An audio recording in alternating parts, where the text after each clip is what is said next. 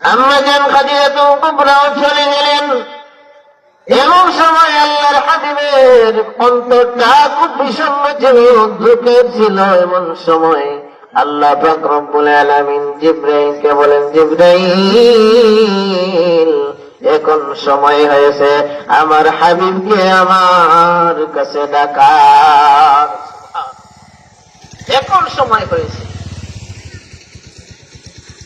ও জিবরাইল, আর দেরি কইরো না, তাড়াতাড়ি যাও, জান্নাত থেকে একটা বাহক বুরাক নিয়ে আমার হাবিব সাল্লাল্লাহু আলাইহি ওয়াসাল্লামের কাছে যাও, যেই বুরাকের মাধ্যমে আমার বন্ধুকে আমি মেরাজে গমন করাইব। সুবহান, মেরাজে গমন করাইব।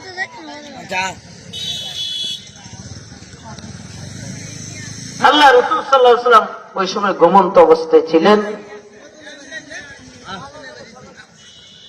হাতিমে কাবা অথবা উম্মে হানির ঘরেতে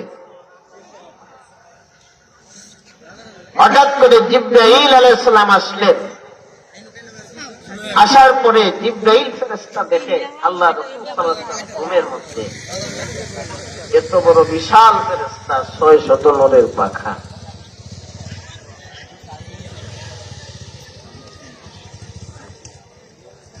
আল্লাহ ফেরেশতা জিবরাইল আলাইহিস সালাম আয়েশাকে বলেন, নবীজি ঘুমন্ত অবস্থায় এত বড় ফেরেশতা। জিবরাইল মনে মনে ভাবে, আরে নবীজি ঘুমাইতেছেন, এখন যদি আমি আল্লাহর হাবিবকে ঘুম থেকে জেগে দেই, সাথে সাথে আমি বরবাদ হয়ে যাব, আমি জিবরাইল ধ্বংস হয়ে যাব। কেননা রাসূল আকরাম সাল্লাল্লাহু আলাইহি ওয়াসাল্লাম যদি কষ্ট পায়, বিয়াদবি নেই, আমি জিবরাইল আর জিবরাইল থাকবো না। এই নবীর সাথে বিয়াদবি আল্লাহ বরদাস্ত করেন না। আল্লাহ সব কিছু বরদাস্ত করেন, কিন্তু রাসূলের সাথে বিয়াদবি আল্লাহ কখনো বরদাস্ত করেন না। মুসা আলাইহিস সালামের একজন উম্মত ছিল, আবুল হারেস নাম ছিল। সে তাওরাত কিতাবের মধ্যে দেখলো আমাদের নবীর নাম লেখা, মুসা নবীর সাথে নাম পাইছে কার? মুহাম্মদুর রাসূলুল্লাহ। তার তো মনের মধ্যে কুসর মুসর শুরু হয়ে গেছে।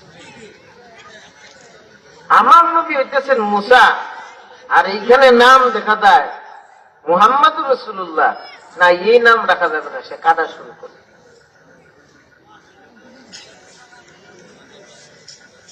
যত জায়গার মধ্যে পেল নাম তাকাইতে ফেলল।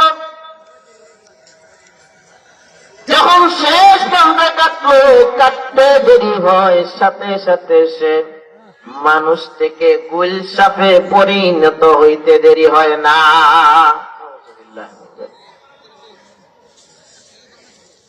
মুসা নবী আয়া দেখে, কিরে কি অবস্থা, এখানে গুলশাফ করতে গাইল।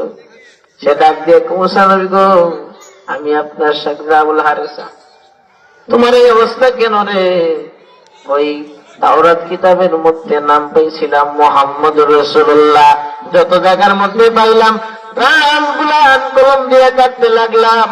শেষ নম্বর নাম কাটার পরে দেখলাম সাথে সাথে আমার মধ্যে পরিবর্তন এসে গেল, মানুষ থেকে গুলের সাথে পরিণত হয়ে গেলাম। বলে বলেন নাউযুবিল্লাহ।